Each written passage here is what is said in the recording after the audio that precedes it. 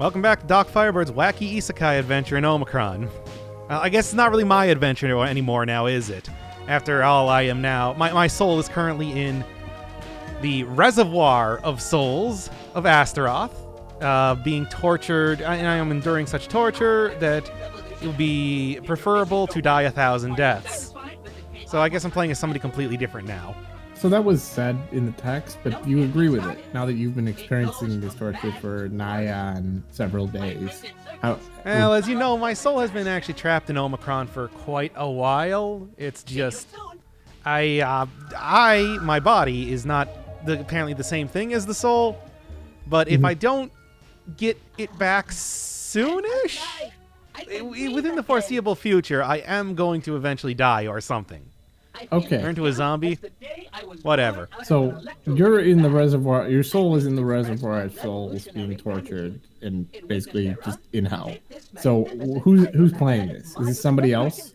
I guess it's somebody else. I don't know. The point is, once I actually beat the game, I'll be able to rescue my soul from the reservoir, and then I can go back, the soul reinstated into my body, of course. But do you think that at any point in time when David Cage was writing this story that he realized that the plot is literally that Omikron is a game created by demons to at least eventually torture the souls of the players?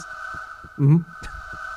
I think he must have considered that. I think it's probably why he made it, honestly. Like he just lobbed that softball right there for me. Very casual sadism, just very indifferent. Like he's enjoying, causing us, pain and, exerting control over us, and, we can't back down from it. I want to make sure that people critical of my game have just the easiest thing to say. Yeah. It's really not very difficult to criticize this game. Oh, not at all. Really, I would probably... If I'm being honest here, I would probably enjoy this game quite a bit. I do like some games that are kind of like messy and ambitious. Yeah. Certainly, you can't say that there is no passion behind this. It's just... Yeah, no question. It's... Well, certainly I would have some problems with stories. Stories have been around for 10,000 years. I think we've kind of figured out the basics of how they work. Yeah. Even aside from like the gameplay being super janko. It's just... I think the real thing is that David Cage is a total scumbag. How so? Yeah, about the time that Detroit came out, it was there was big controversy around Quantic Dream and basically David Cage running people, like overworking people, underpaying people, sexism, harassment, etc. So it's just like, I would probably actually be totally okay with this game if I didn't know that it was made by such a bad person. Ooh. He reminded me a lot of, you remember Papa John's, John Schnatter, the titular guy and CEO. I remember his, when he was being ousted, his workplace was being described as, what was it, like, toxic bro culture? It sounded like the same thing for Quantic Dream around that time, too. Mm-hmm. Of course, as far as I know, Cage is still in business. Mm-hmm. So it's like, in some ways, certainly Omikron is a game that always has stuff going on in it. And it's not unplayable. Zone 22 Roofs got close, but it's not entirely horrible. So in some ways, I could kind of get down with some of this. I like a messy, weird game that especially has like a lot of passion behind it. It's just, God, he's such a scumbag. So... I didn't know about this, but that is a totally valid. Yeah, that's that I have that a lot. I'm on Twitter, and that's basically the theme statement of Twitter. Wow, I could totally deal with this messy douchebag, but he's also a scumbag. The douche and a scum, you say? Yeah, I mean, but like, just that makes a lot of sense. I mean, not. From what I know, I just mean like that's very common, of course, in the games industry where you have like that crunch and and here's the thing, I just played the first 2 Zero Escape games, and those are messy games, and I don't know. Yeah, those are messy games. At least from what I've heard, I guess I haven't really played myself. But it's like I can absolutely respect like a flawed creator who's just who's got a lot of great ideas and then a lot of messy ideas and it's sprawling. But it's like if you don't like the creator, then it's much harder to get behind that. Like in a certain way. I mean, it's not even so much that I don't like the creator. It's like he is certainly an auteur type of personality, and he has made like bad games past this point. He certainly did not learn a whole lot from Omikron. I'll say that right now. Wow. But that's kind of aside from the point. It's like, if nothing else, that would just be like, hey, look at this kind of like B movie type of game made by somebody who had budget, but clearly not the talent to kind of like make it coalesce in the way that he imagined it. You know, there's 1,000 games, or well, not even games out there, like movies out there created by people on low budgets, trying to push it way beyond, and you can see like that vision there. But it's like, you know, he's just such a scumbag, and that sucks though. And that said, it's not going to stop me from making fun of this game or enjoying making fun of this game. It is still kind of a fun V game. By the way, one of the things I didn't even mention at the very start of the episode was, yeah, there was insulating spray right next to socks the entire time. Just right on that table. I was so proud of myself for remembering, hey, right, I'm going to need this later. And it's like, oh, it's right next to him.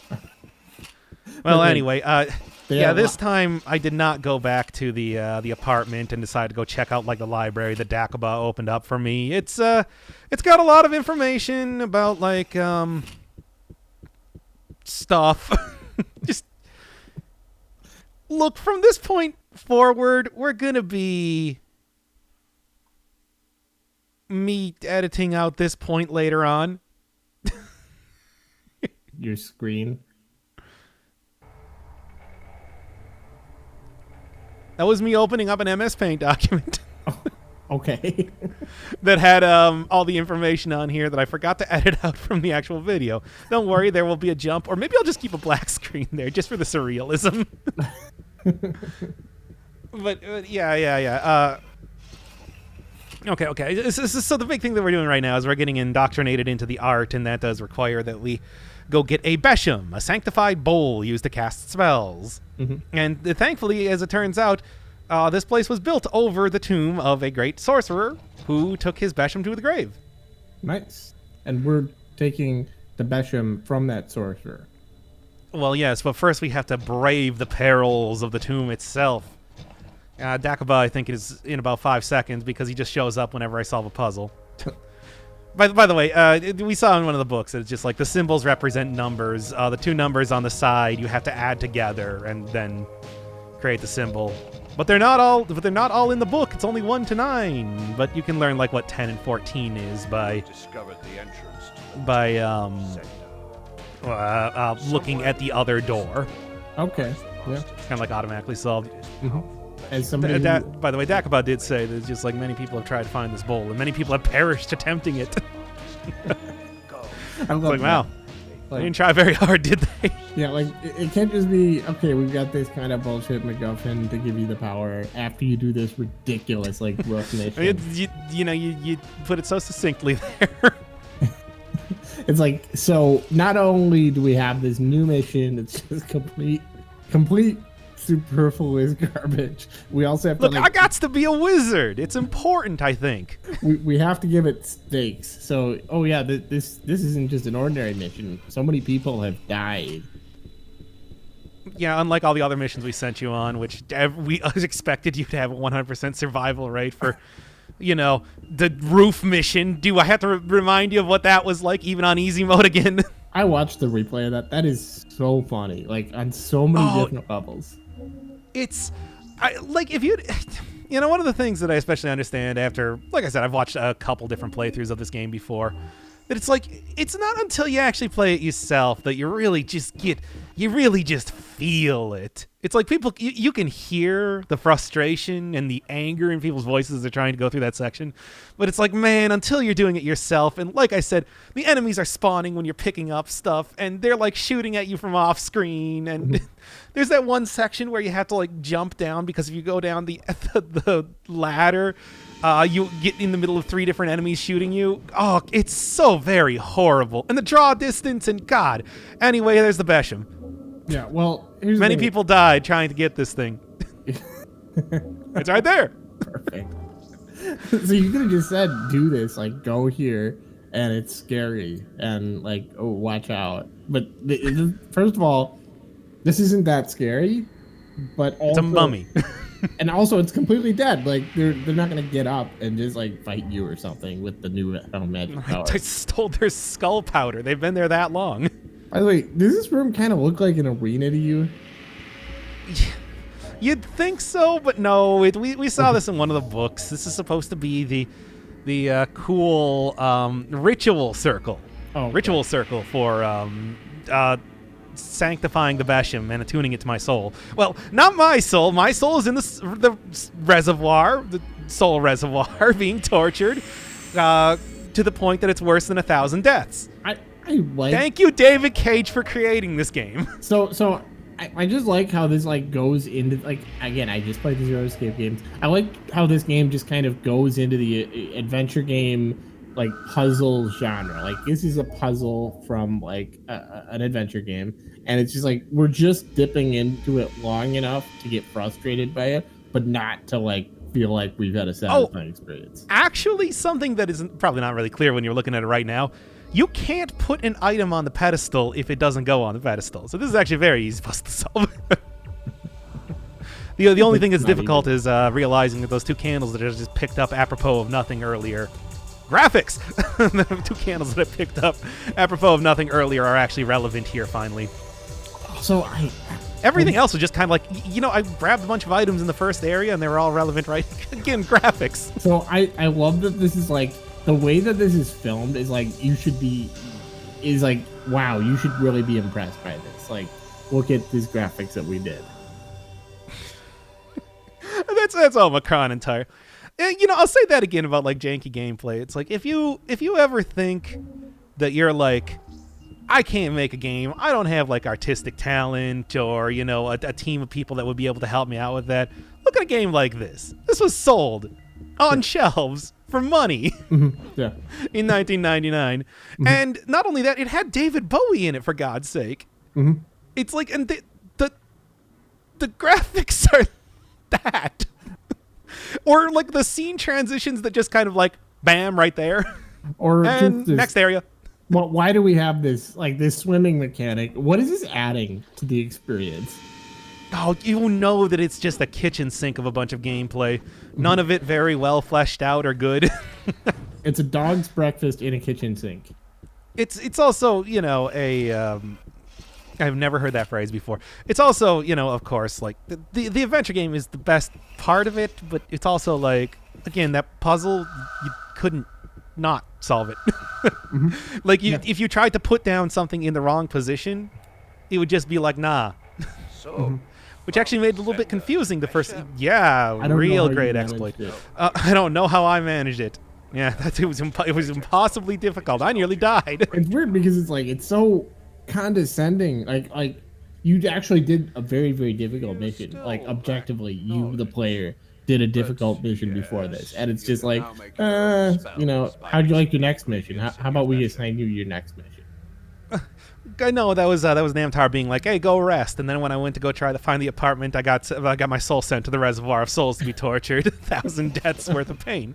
Also, I like that the demons are just like, they're not like getting you when you're fucking vulnerable when you're doing these impossibly difficult missions. They're just like, oh no, they just find you when you're in your apartment or something. You just like after a while. I'm looking around for an apartment. By the way, that wasn't even where the apartment was. Oh. That was apparently just like a random demon encounter because this game has that.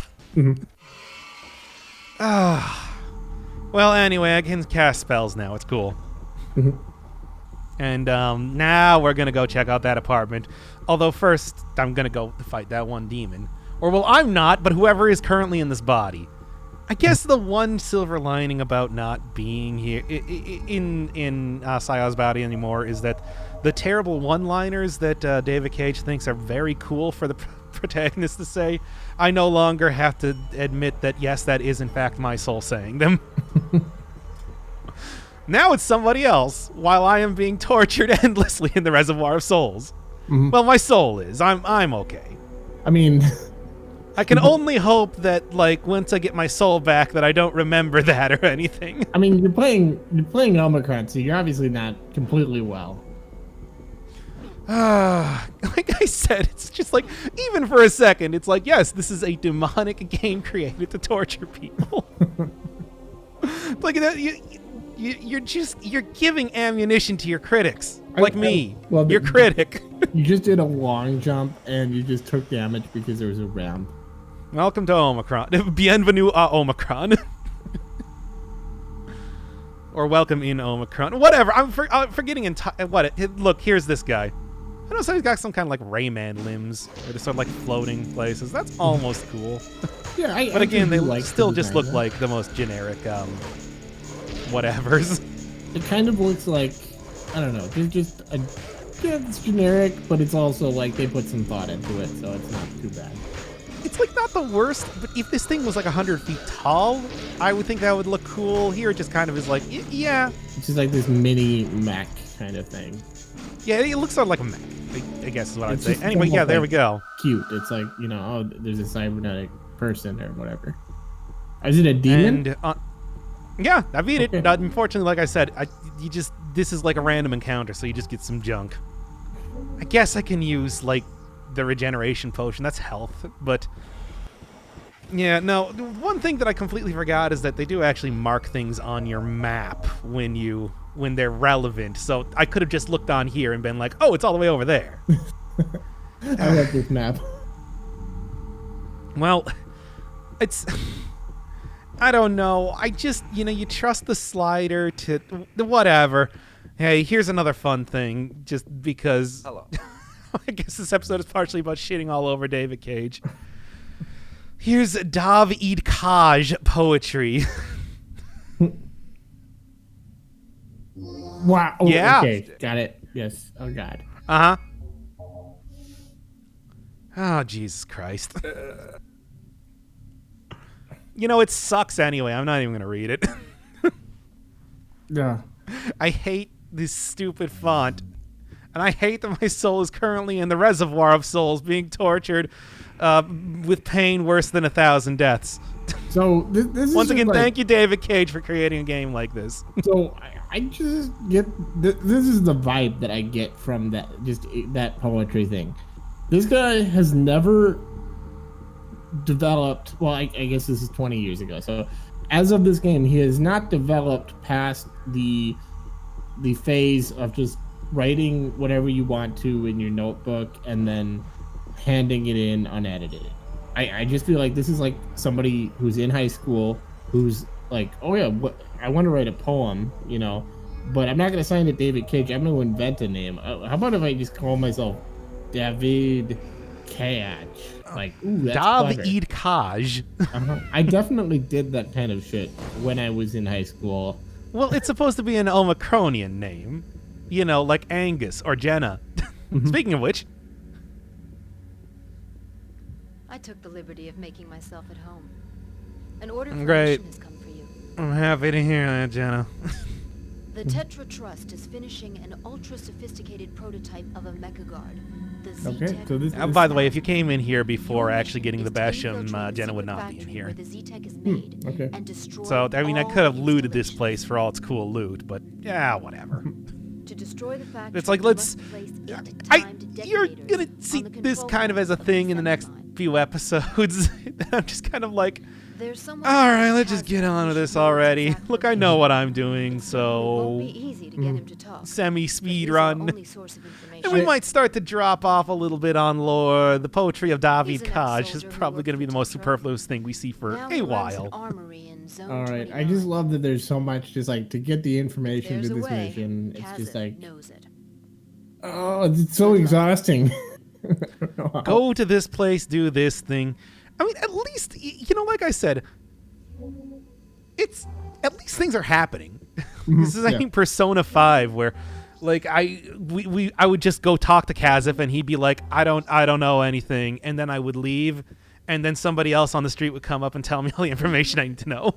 Yeah, well, but then we would doubt it for some reason, or not act on it for weeks, and just be like, "Huh, maybe we." Oh, could. and yeah, just instead assume that everything's fine and go out for sushi, spending all the money that we got from our last mission. Oh, we can't. There's a weird. Like, we have an entire series for this.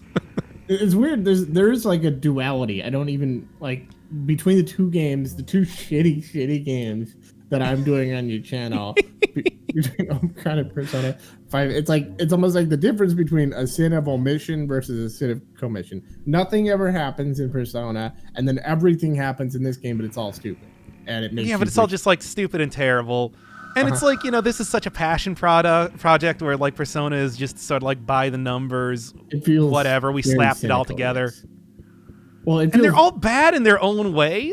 but like, for me, Persona 5, the basic problem with it works to its advantage in a lot of ways, is that it kind of feels focus grouped on a lot of levels. It just feels like the design, it works perfectly for that, because if everyone in the room agrees that this is a cool design, then that's awesome.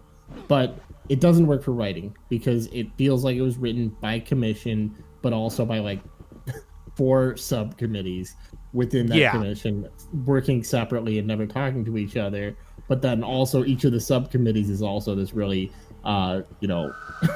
whereas like this game is clearly from a singular mind who thinks this is the coolest shit ever.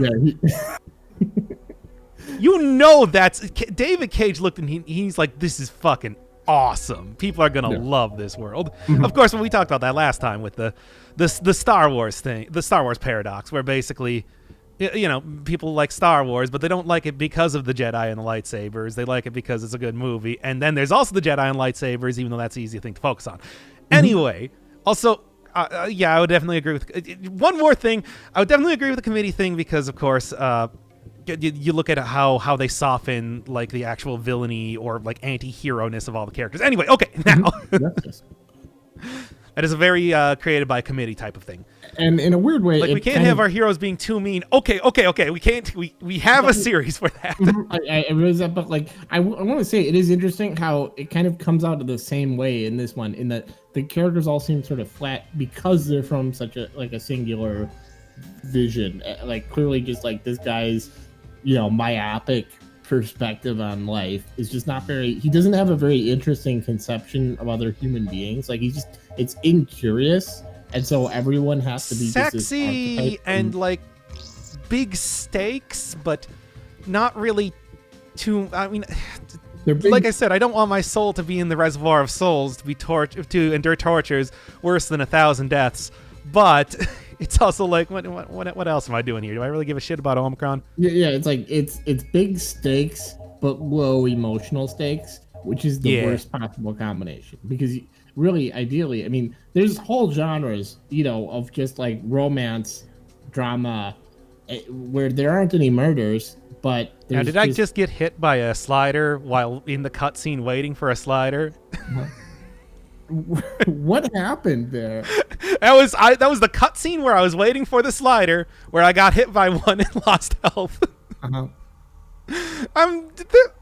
You might see that as something of a theme in this episode, where I start kind of messing around with the weird jankiness that is the slider system. Yeah, please lean into that shit, because oh, don't worry, it gets weird in the next. Anyway, here's Zareth. Oh, he looks trustworthy. I mean, he's a former soldier. Who cares? He doesn't want to tell me anything, and I just got a magic Besham, and one of the things that I could have done, but I'm not going to do because I already know what the solution is go and buy like some magic spells, one of which is a truth spell. And okay, let's just do this already. Look, you get it. There's a reason why Jenna had to wait until you got that Besham to whatever. All right, I'm leaving, but first... I've already told you no. I don't know anything. Now beat it. All right, I'm leaving, but first you don't have a... Okay, fine. Call the mecha guards. All right, so the entire reason why I went to go get that wiki was to... something about a free encyclopedia. That's all you're getting from me. You got to combine that with a dead man's tongue, which I picked up in the library to create a truth spell. You can find that out by going back to the sorcery shop back in Anakba, but since I already knew what I needed for it, whatever. You're just so joyless about this game. We're kind of get zoned. Like I said, I don't hate some things about this game. Don't use the main But entrance. I gotta say that it's like, that is like, does it matter? Are you really all that interested going and reading about the spells that exist in Omikron? There's like one relevant one that gives you like a increased defense for a time or whatever, and then some flavor ones about like how you can get Midas powers and have your touch turn things to gold if you do all this magic garbage. Also, that's not a truth spell. That's like a mind control spell. What are you doing, David Kaj? Also, Oh, hey, I got a Megazuka though. you That's can't cool. have a game with this much exposition after you've done that twist, because you know that it doesn't There's matter. so much exposition. Like, you know that, okay, well, if the wrong thing happens, then I'm just gonna be in a different body in a different part of town, and none of this is ever gonna Or the matter. Reservoir of Souls, where my soul endures the torture of 1,000 deaths. Well, more than 1,000 deaths. Also- Anyway, there's the factory. Yeah. Okay. It's Jenna. We couldn't find that one, eh? Also, just Of in course, you terms can't of go in through the front door. low emotional stakes, like that's my problem with that whole like, oh, torture. It's not that it's ridiculous to have like, oh, your soul will be tortured for 1,000 years. It's ridiculous to say that and then have one laughing demon for 5 seconds and then boom, you're another character altogether. Doesn't matter. It's just like, okay, that's something you know is true, that you've been told is true, but it doesn't matter. Doesn't mean anything. I mean, yeah. You're That- being tortured of for course, like 1,000 the years. whole Nomad Soul being a character that just shoots out, basically just occasionally throws out the one liner, and that's about it. It doesn't really help, but you know. I guess that's my point. It's like, okay, so you're Yep.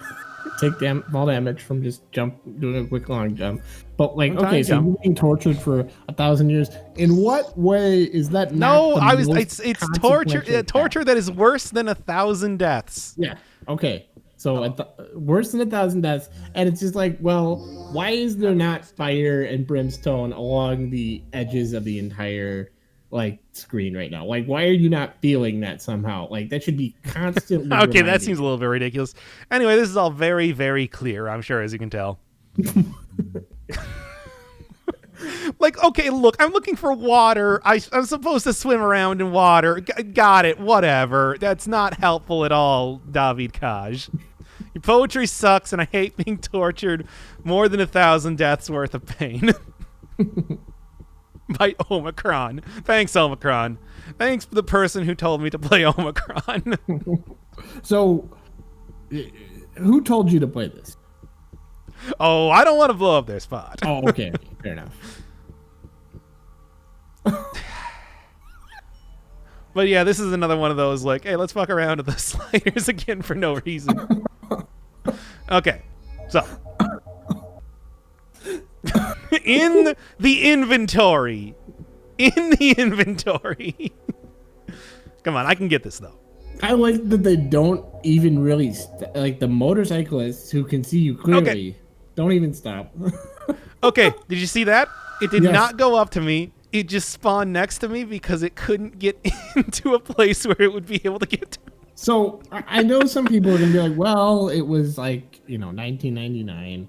It was only 2 years after the Matrix. I'm willing to, like I said, I would be perfectly willing to forgive this if I didn't know that David Cage was a scumbag. Even if he was just a weirdo auteur who was just obsessed with his own stupid ideas about like Omikron and this is the dull world building and everything inside of it, that would be fine.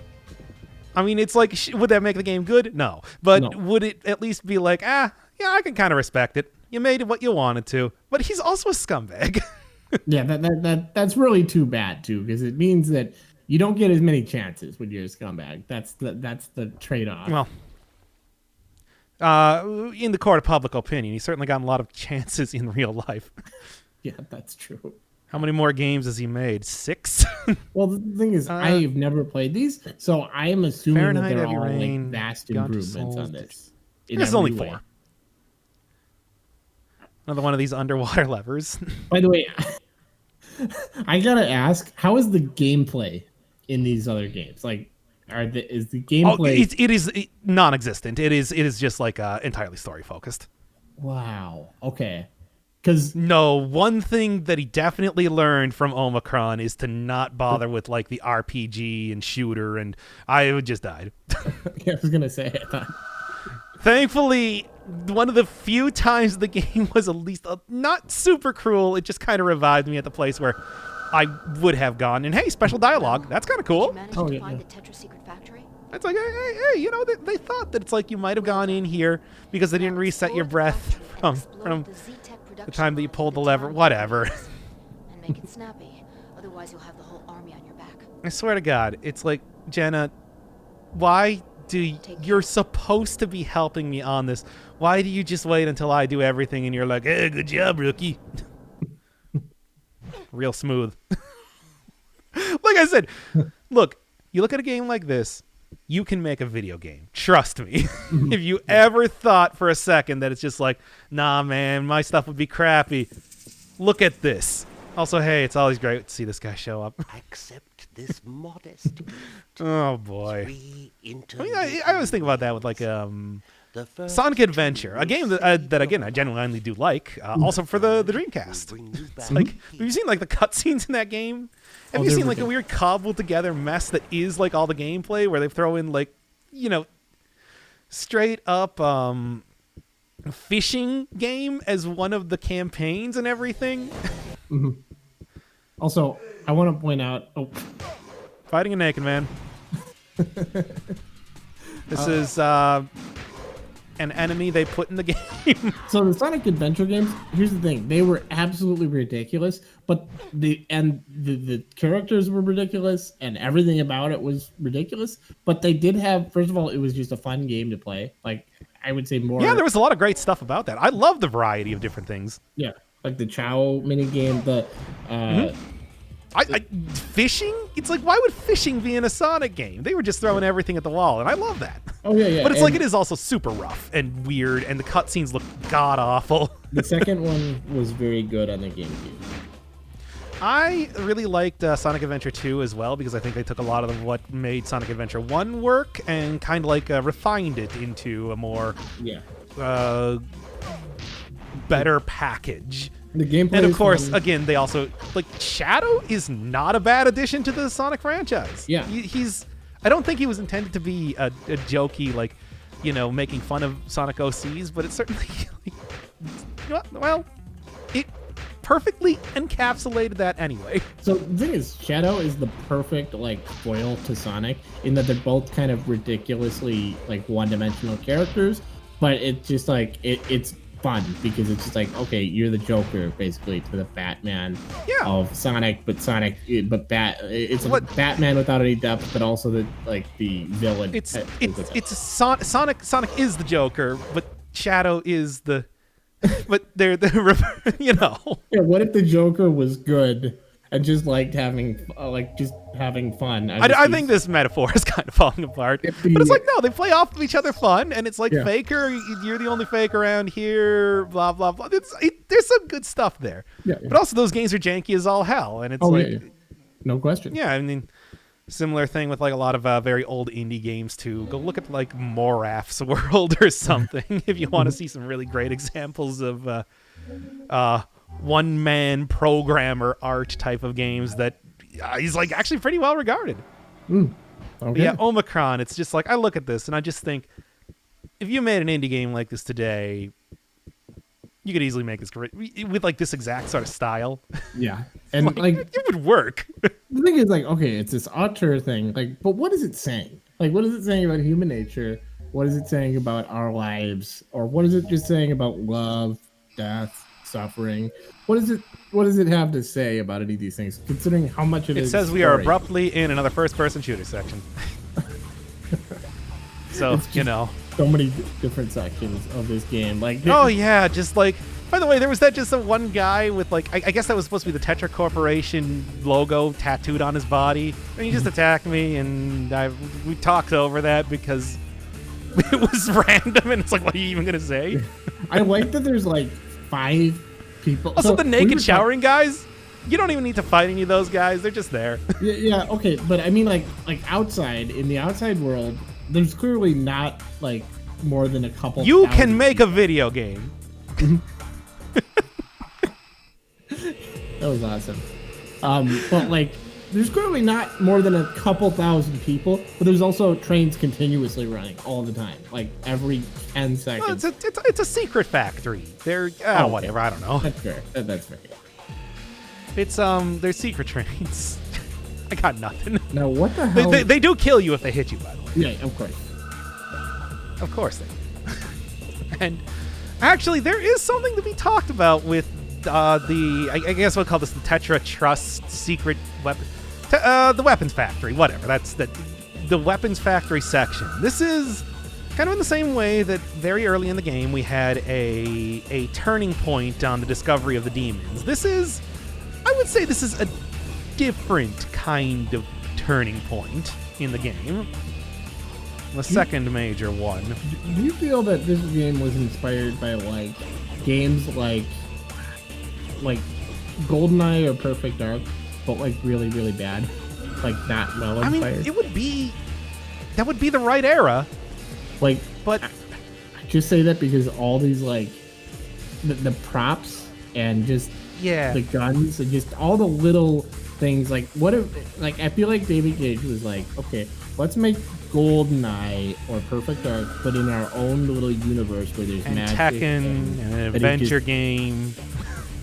Yeah, like what if the cool part about GoldenEye to me, David Cage, is all the ridiculous locales that they go into, and all the ridiculous fights they get into, and all the ridiculous little obstacles they have to deal with. I mean, I think that's basic game design, though. I don't know if it's quite the same thing. That's possible, yeah. And I'm not really sure that's why I'm asking, but yeah, no, I'm just putting that out there. But the inspiration, like I played GoldenEye. Why can't I put that in my game? Maybe. I don't know. Perfect Dark, I would call this more. Because, like, this is very similar to that sort of style. But again, it's also a first-person shooter, so it's similar to all that sort of stuff. Anyway, so yeah, you might be wondering, why was I clearing out the entire area? Because blah, blah, blah. Well, my good man, you got 15 minutes once you place down the first bomb. And that 15 minutes is when you die and respawn. Still keeps ticking. Wow. And, because if you place down that bomb first, you might spend a while going through this area fighting all the dudes and everything. So the easiest thing to do is just go kill them first. Yeah. But yeah, the other thing that I was talking about, like, the turning point. I don't want to get into too much specifics, but you might already have an inclination of what I'm talking about. It'll just become more clear over. It's just, this is the point in time that you see more, you see it happen more. Okay. And you did care to guess, by the way? What am I talking about? I don't have any idea, to be honest. I'm trying to think of what it could be. Okay. It'll become clear soon enough. Okay. But yeah, one of the great things about this section, well, there's several great things about this section, but one of the great things about this section is that I was given 8 time bombs to put on each one of these platforms. You throw down way more than 8, by the way. It's one of those, like, yeah, you guys aren't even trying anymore. You could have just changed one number. You could have not told us that there were 8 bombs. Just said you've got bombs that you've got to place. Yeah, and, like, give you just, like, pile of bombs rather than giving you explicitly 8 bombs. So this section in particular is a very legendary one in this game because this is something that they've never fixed. I don't know why. And any playthrough that you watch, and any person that has played this game has run into this exact same thing, and I am most definitely included.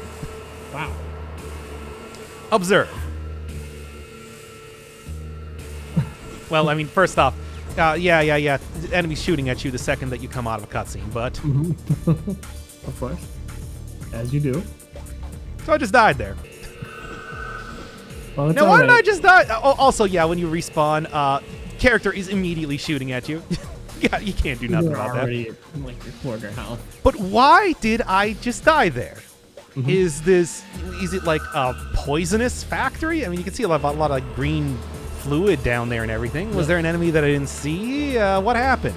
Well, apparently that train you see in the background, the hitbox is misaligned. And if you try walking along the wall there, you get hit by an invisible train. This has confused the hell out of so many people. See, that's why I'm doing this like whole very gingerly going around the edge there, because otherwise you get hit by an invisible train. That is amazing. Anybody that plays this game runs into that and they're like, what the hell is happening? I just die for no reason. Why? Thankfully, I knew about that, so at least it's like I was prepared for it. You had But, to do you it know. once, yeah. Yeah, you got to do it at least once, even though that did put me down at half health. It's worth it just to at least talk about, because That is so funny. anybody that plays spawn an enemy right outside the door. Anybody that plays this game is gonna run into that, because it's absurd. They never fixed that. How could they never fix that? Well, and the thing that gets me is just like a lot of these things make a lot of can be explained in universe and can easily, you know, like okay, so enemies are shooting as soon as you jump out of a cutscene. Like that's not unrealistic or unfair, except in the part where they put the cutscene in the first place. Like, it's fine that as soon as you get off of like a pulley or something that you're being shot at. That's realistic. In fact, they should be shooting you when you're on the pulley. The fact that they only start shooting you after you get in a cutscene, that's what makes it happen. You know what I mean? Like, it's just yeah. It's like you also saw like the double dog there. You saw like the like I said, the train. One of the things that's about to come up like right now. Yeah, I think we're on like 12 bombs or so. It just need to be pile of bombs within a specific number. Like, here's the thing. Like, if you change one thing about Charlie Brown trying to kick the football from Lucy, like, it's not as funny. It's perfect comedy because it is absolutely, you've got 10 things, little details that make it perfect every time, that it makes it like the height of American comedy. And it's like, that's how this game feels so precisely. By the way, it feels so speaking well of which, done. You see how lovely aligned that was? It's beautiful. It's like they If spend you- so much. You have like stand-ups that talk about the craft of writing comedy. This is the craft of making a bad game.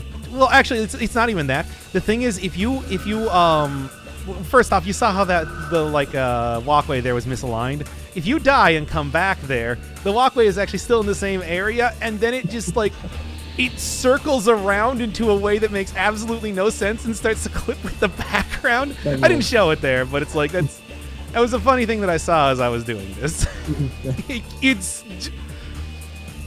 So the game, yeah, that's kind of what I was alluding to a little bit. The game is like literally falling apart right now. Yeah. Like, this is one of those, like, you know, if you like anti-humor or like, you know, Andy Kaufman just going up there and just fucking like, you know, doing something wild and unexpected. That's what this game feels like. It's like it's presenting as if it's a game, but then everything about the game is just ridiculous. It almost feels intentional. I mean, it's clearly not, but it's beautiful. I don't know. It's like this is so clearly. Okay. Now, when you saw that, you thought I was supposed to jump on top of the train, right? Because that's a Naturally. classic sequence. No. Lucky I didn't die there, really. No, still not right. So you weren't supposed to jump on that train? So you're supposed to jump after the train leaves, right? Yeah, and that's what I'm going to do right here. I'm going to wait for it, and then... No, the train just stopped there. And it disappeared. That was supposed to happen? Oh, no. Oh, there's a door here. Oh, okay. Well, that makes sense.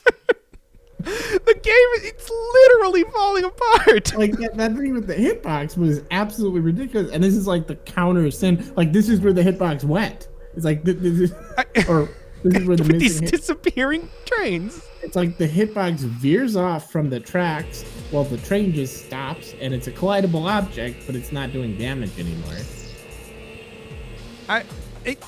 I mean, the thing is, like I said, I had died previously in that section. That's how I knew about like the things, that one walkway wildly swinging around in nonsensical ways. Because it's like I was trying to figure out, I was like, what the hell am I supposed to do with this train? Like the classic thing is that you jump. Nice job with the tail going right out the back. Can you imagine how complex the collision code must be to produce these kinds of errors? I feel like it's got to be incredibly complex and janky. It's got to be like the chewing gum and string put together. Yeah, but like in just like this masterfully like complex way. Like it's like one of those like, somebody makes like a big. Oh, by the way, I still have 8 time bombs. Someone makes a Notre Dame with like 100,000 popsicle sticks, and you're like, wow, how did they do that? And then it's like, they spent their entire life. It was a passion project, and no one stopped to ask them if they should do that, if that's how they should use their time. Like, I mean, the thing is, it's like David Cage is definitely. I mean, David Cage is definitely someone who is all on board with this thing. He still talks about like, no, Omikron 2 is going to come one day. It's supposed to be a trilogy, I think. Do the people around him encourage that belief? I wonder. I remember that when Detroit was coming out, one of the things, and in very, very like business speak ways, they kind of said, we're going to downplay his involvement in this game. Basically, because it's like, he is like the owner and founder of Quantic Dream, and they do have like actual clout in the video game industry, so you can't get rid of him. But it's like, he's not going to have as heavy of a hand in the creation of this one. And by the way, Detroit is the best game that Quantic Dream put out. Is it great? It's all right. There's some good parts of it. The parts that he wasn't involved in. Yeah. Maybe not the part with like the strip club. So, but the parts where Mr. Krabs was talking to a robot, that was great. Is Detroit? So that's the most valuable game that they've put out. The best game. Is it worth playing? Would you say? I think we could probably get a lot out of that, but I don't know. I kind of like the design of these guys. They look like the eye hounds from Half-Life, if they were beefier. Yeah, they're kind of horrifying. Like, this game, I mean, game does a lot right in terms of occasional, like, it just hits on something where it's like, oh, yeah, it's pretty nice. And now we're back in first-person shooter section, and there's one just right here. Okay, fine, I get it. Like, this is kind of the most, the like most straightforward way I suppose you could have possibly done this, and it doesn't look great. You can make a game too. You can make a game too. These are the characters so fearsome that we had to destroy this entire secret factory to make sure that they couldn't get out to the public. So it's funny because it's like if you. Just I guess we're not taking damage. You didn't need. What? Really? Oh. Okay. Okay. The game is literally falling apart. It's amazing. This is clearly like an epic film scene. It's just that there's. No, they're just showing like the cutscenes that we saw before when the one wizard guy was giving you like those rings, except it's shaking now, and they put fire JPEGs over it. Oh, this game. Again, this is happening while. And once again, Jenna was supposed to help me with this, but instead she just stood outside and fuck it, here it was a trap. Whatever. Stands there. Now it's the end of the first Witcher game. That's a reference that I'm sure a lot of people in my audience are gonna get. Okay. Speaking of jank games. Oh my god, this is like, yep. Well, Film Student 101 nonsense. I mean, I'm a fan of Christopher Nolan, so I present that. Zing. But yeah, no. You're not in the locale, you're just, yeah. Why are we being shown from that angle? Just from a cinematography angle. Angles in this game are weird entirely. You're just lucky that it's not like zooming into people's faces to show that Saya's not making any expressions. So yeah, right from the Tetra Trust secret factory or whatever to Pomoka, the highest security prison in all of Omikron. So It's a good thing that Jenna didn't actually help me out there, but just stood outside to tell me how good of a job I did. Otherwise, maybe she wouldn't have gotten caught there. So I'm not hearing the audio beat because this is how we record this. This guy totally is talking Russian, like, right? He's like a Soviet. He has some kind of accent. I'm not entirely sure what. Like, does he use a lot of K's? Like, you were accused of something like that. Okay. I don't really remember myself, but who cares? This is Mashrud, Krif Mashrud. So the head of Legatee Reshef's secret whatever. So we got like some actual notable characters villain-wise here. It's too bad that it's like, well, See, how am I gonna get out of this unless and he's just offering you a gonna mission. have to say bye to Sayao soon enough. I think we all predict that. It's we couldn't have her forever. It's weird because it's like this guy's offering you a mission. Like, he just captured you, like, blowing up this factory. Is that right? Technically the trusts are not part of the government. It's just, mega corporation stuff. And so, like, I guess, I mean, you're in the most secret big prison in the entirety of Omikron. So I guess, like, this is the place where you would go regardless. Torture you for weeks without killing you. Like me, currently in the Reservoir of Souls being tortured. Yeah, to the remember point that I would prefer to die 1,000 deaths. Why, this sounds like a vacation for my soul, which thankfully I do not experience the pain of. Honestly, this would have a lot more impact if they didn't have every other character, like, have those facial motions. Like, if they had just saved The thing about the facial motions that I noticed when playing the game recently is just that, like, it's not so much, it's the fact that their jaw doesn't move down as much as the top of their head moves upwards. Nomad Soul. I think that's the thing that really makes it particularly bad. You can make a game too, etc. If this is a game that set off an illustrious career by a total scumbag. This is some classic Count of Monte Cristo shit. This is like the biggest. This is the first story that was ever told. I don't know. Like, Faria was digging a tunnel between the jail cells. They weren't next to each other. Oh yeah. It just there's no. They're just put next to each other. By the way, you can join us if you want. You can join our mission, but if not, I guess we'll just put you in this cell next to this other person that you're clearly collaborating with, like your closest collaborator. We're just gonna put the you giant within secret the super prison that is clearly the next area that we're going to be going through. So Yep, the maximum security prison that just rings is right. They put you right next to each other. Not even like a heavy wall. Not even like a 2-inch. You managed to get out of your cell. Concrete. We're talking like this is probably like half an inch of concrete. Again, Faria was digging an entire tunnel through the prison, which is how Dantes was able to talk to him. Mm-hmm. I'm reading that book right now. Oh, cool.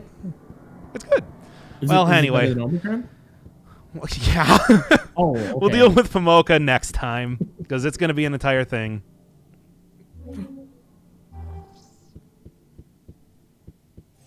This is a good game. It's a good game.